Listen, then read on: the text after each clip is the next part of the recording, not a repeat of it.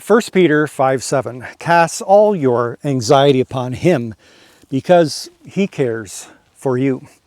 Now imagine being torn apart by wild animals, tigers, lions, bears, in an arena filled with a cheering mob. Or tied up and put high up on a pole and set on fire alive to be used as a human torch to light up a madman's garden. Well, those very things happened to some of the people that 1 Peter 5:7 was written to. And we think that we have things to worry about today. Hi everyone, I'm Mark Leeming, helping you think biblically in a brief amount of time with a brand new video just like this one uploaded each and every Thursday. So if you're new here, please do consider subscribing and don't forget to hit the notification bell.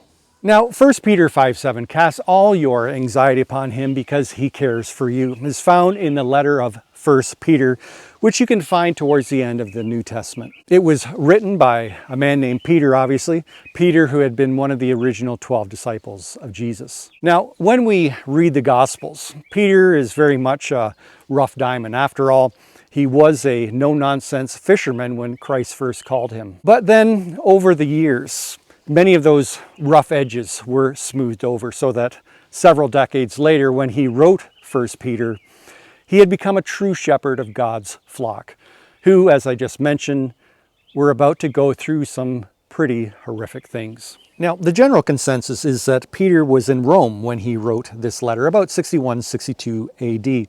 And while it was meant for a much broader audience, it was really more in the city of Rome, though, where the persecution eventually took place. It was difficult to be a Christian back then. The Romans, they viewed the early church with deep suspicion and hostility. One reason, oddly enough, was that because the early Christians refused to believe in the many Roman gods and worship them, the Romans actually considered the early Christians as atheists. And so Peter, he could sense something was up in the air.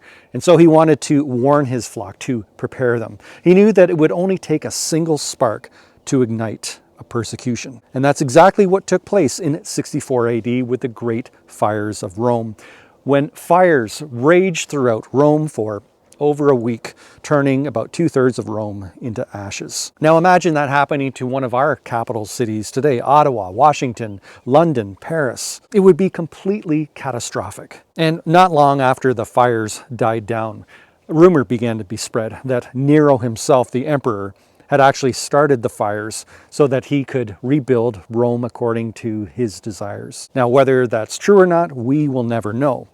But Nero, just like any good politician, knew that he needed to find a scapegoat for the fires and find one fast. And what better group of people to blame than those atheistic Christians? So this is all to say that when Peter wrote to his flock that they were to cast all of their anxieties upon God because God cared for them, he wasn't meaning for that verse to be treated like some trite, sentimental, warm and fuzzy inspirational quote that we see so often used on social media. Nor was he meaning for that verse to be treated like a magical formula to be recited if you feel anxious about going to the dentist or something. Peter's flock had good reason to be anxious, and so he pointed out to them that spending eternity with God, having their sins forgiven, was worth any hardship that they had to endure in this life, that God had called them out of darkness into his glorious light to live to the beat of a different drum, a beat that was very different to that of Rome's, and that countercultural lifestyle was bound to invoke hostility and even persecution. And yet Peter emphasizes that no matter how much hardship the Christian has to endure in this life, God will richly reward them in the next life. So what does all of this mean for us in the modern Western world in the 21st century? Well, here's three things to consider. The first is that if you struggle with anxiety on a regular basis, it's something that you have to fight every single day, then perhaps you have a medical condition that you need to seek professional help for. Listen, for the first 40 odd years of my life, I didn't need these things. My eyesight was fine. And then suddenly, it seemed in my early 40s, things went a bit blurry. And there's nothing wrong, nothing sinful for me as a Christian to wear prescription glasses, nor is there anything wrong or unspiritual for a Christian to take prescription medication for anxiety if so needed. The second point is that while we here in the West may not be experiencing persecution yet, and I emphasize yet, stay tuned for point 3, that doesn't mean that there aren't things for us to be genuinely anxious over. Perhaps for some of you watching this video, you've lost your job. You don't know how you're going to pay the mortgage. You don't know how you're going to put food on the table for your kids. Or for others of you, a loved one may have a serious illness, a terminal illness. So if that describes any of you watching this video, may I encourage you to cast all of your anxiety upon God, because God cares for you. Now that doesn't mean he's going to wave a magic wand and make everything okay. God never promised us a rose garden. What he has promised us though, as believers, that he will walk us through those things, that he will walk alongside us as we all go through our own various valleys of the shadow of death. The third point is that persecution may be coming here in the West and sooner than we think.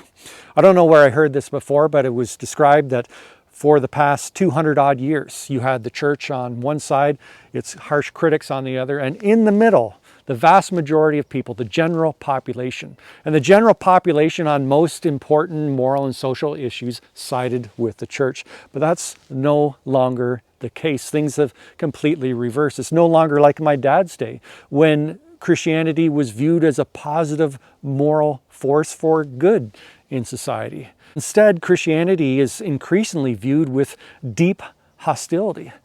And it really wouldn't take much for something to happen in order for some form of persecution to take place. 1 Peter 5:7, cast all of your anxiety upon God because he cares for you.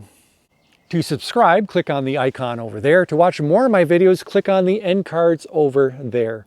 Thanks so much for taking the time to watch this video all the way through. I really do appreciate it. I hope to see all of you next Thursday. Bye for now. Cheers.